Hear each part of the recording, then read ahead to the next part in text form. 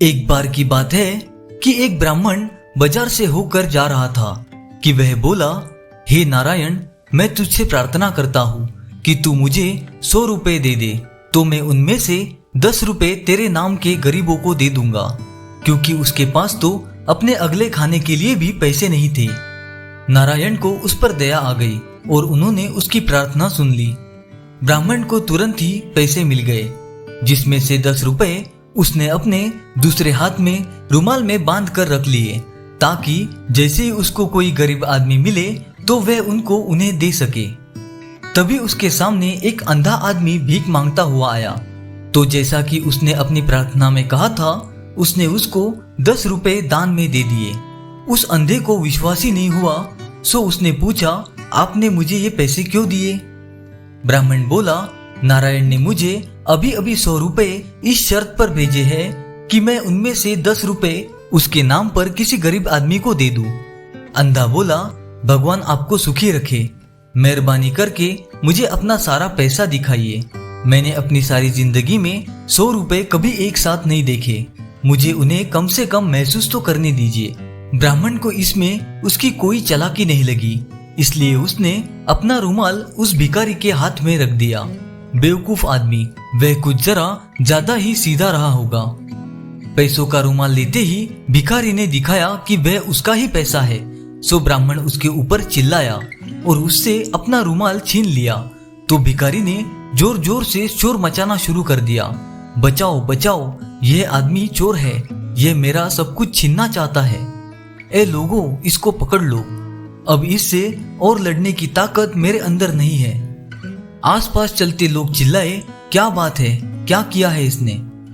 भिखारी बोला, यह मेरे पैसे छीनना चाहता है, देखो इसके हाथ में मेरे सारे पैसे हैं, 90 रुपए, चाहो तो गिन लो, मैं सच बोल रहा हूँ। लोगों ने ब्राह्मण को पकड़ लिया और उसके रुमाल के पैसे गिने, तो वे तो वाकई 90 रुपए थे। उन्होंने भिखारी का विश्वास कर लिया और उसका पैसा उसको वापस कर दिया। ब्राह्मण ने इसका बहुत विरोध किया, पर सब बेकार, लोग उसका विश्वास ही नहीं कर रहे थे। उसने उनको अपनी कहानी भी सुनाई, पर वे भी उनकी कुछ समझ में नहीं आई कि ऐसा कैसे हो सकता था। सो वह अपने घर की तरफ जितनी जल्दी हो सकता था चला गया। जब वह घर पहुंचा तो उसने ये किस्सा अपनी पत्नी को बताया, तो उसकी पत्नी ने कहा, तुम भी कितने बेवकूफ थे कि तुमने उस भिखारी को अपने पैसे दिखा दिए। तुमको अभी भी इस अंधे भिखारी की चाल समझ में नहीं आई और तुम यहाँ लौटकर चले आए। जाओ, जाकर उसका पीछा करो और देखो कि वे ये पैसा कहाँ रखता है। ब्राह्मण तुरंत ही बाजार वापस गया। वहां उसको वह अंधा मिल गया। वह धीरे धीरे एक मस्जिद की तरफ जा रहा था। मस्जिद के अंदर पहुंचकर वह भिखारी वहां एक जगह बैठ गया। कुछ देर बाद उसने चारों तरफ देखकर कहा, यहाँ तो कोई नहीं है।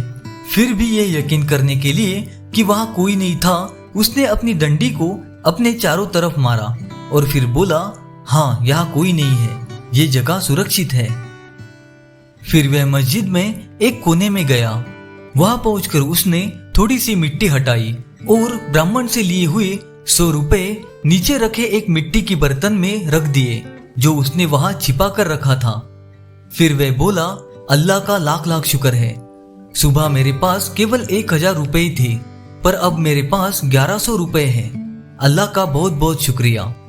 जब ब्राह्मण ने भिखारी के यह शब्द सुने तो वह बहुत खुश हुआ। फिर भिखारी मस्जिद के बाहर निकल आया। जैसे ही वह मस्जिद के बाहर निकला तो ब्राह्मण मस्जिद के अंदर गया। वहां से वह मिट्टी का बर्तन निकाला और उसे अपने घर ले गया। जब वह घर पहुंचा तो उसकी पत्नी ने उसकी बहुत तारीफ की और उसको फिर से उस अंधे भिखारी के पीछे पीछे जाने के लिए कहा कि जाओ और देख कर आओ कि अब वह आगे क्या करता है। ब्राह्मण फिर चला गया। अगला सारा दिन वह उस भिखारी के पीछे पीछे घूमता रहा। उस दिन भी शाम को उसने अपने आप को एक मस्जिद में पाया। वह भिखारी उस दिन की तरह से आज भी कुछ पैसे जो उसने उस दिन कमाए थे वहां जमा करने गया था। जब उस अंधे आदमी को उसके पैसे वाला मिट्टी का बर्तन धरती में गड़ा नहीं मिला तो वह बहुत दुखी हुआ।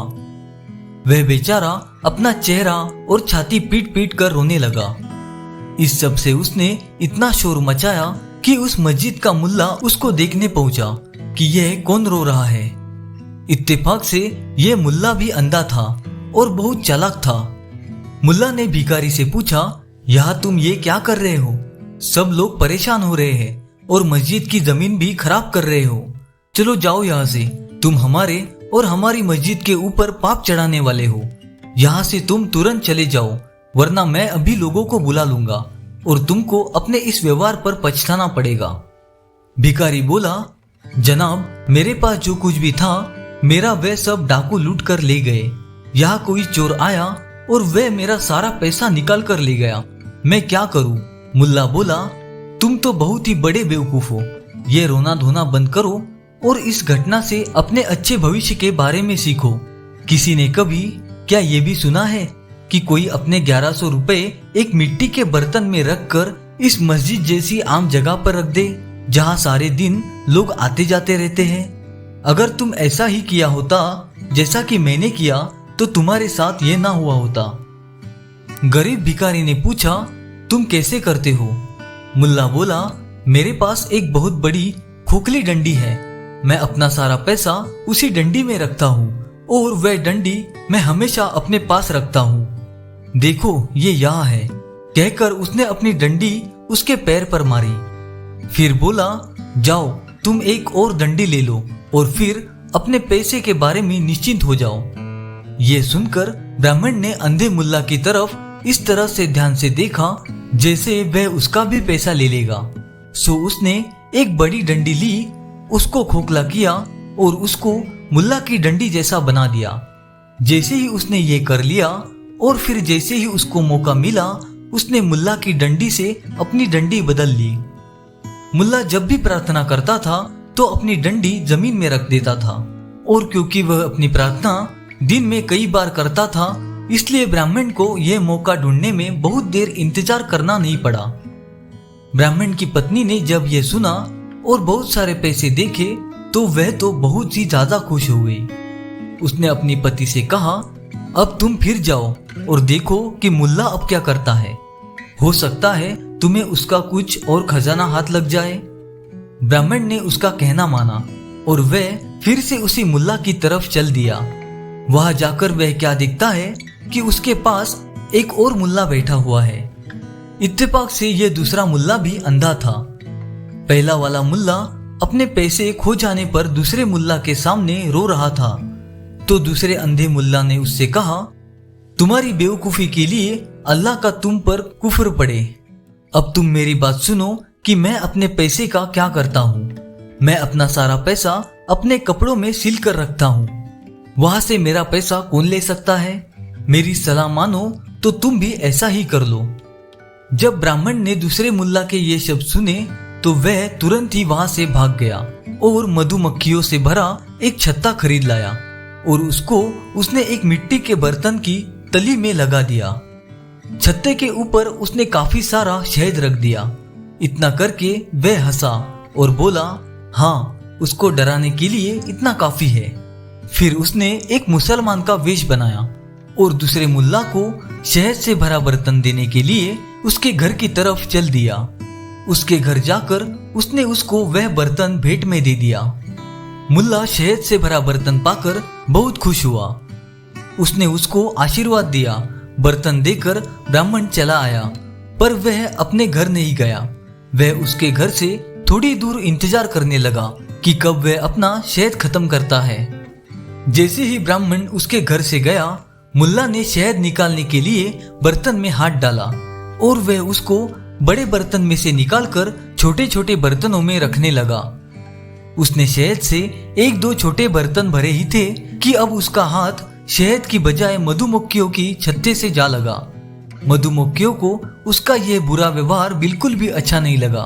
वे बर्तन में से बाहर उड़ी और उसको चारों तरफ से काटने लगी। वह अपना शरीर पीटता पीटता घर के बाहर की तरफ भागा, पर मधुमक्खियां भी अपने इरादे की पक्की थी। वे भी उसको नहीं छोड़ रही थी। ऐसे समय में कोई उसकी सहायता भी कर नहीं पा रहा था।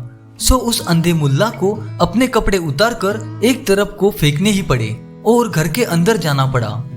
मधुमक्खियां भी उसके पीछे पीछे भागी। वह बेचारा तो उनके काटने से मर ही जाता अगर उसकी पत्नी एक शहतूत की मोटी सी शाख लिए वहां नहीं आई होती और उसने उससे उनको नहीं मार भगाया होता। इस बीच ब्राह्मण ने मुल्ला के कपड़े उठाए और अपने घर भाग गया।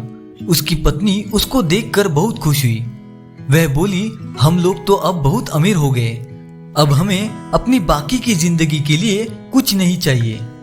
जैसे ही मुल्ला को मधुमक्खियों के काटने से थोड़ा सा होश आया तो उसने देखा कि उसके कपड़े तो गायब हैं। यह देखकर उसको बहुत परेशानी हुई।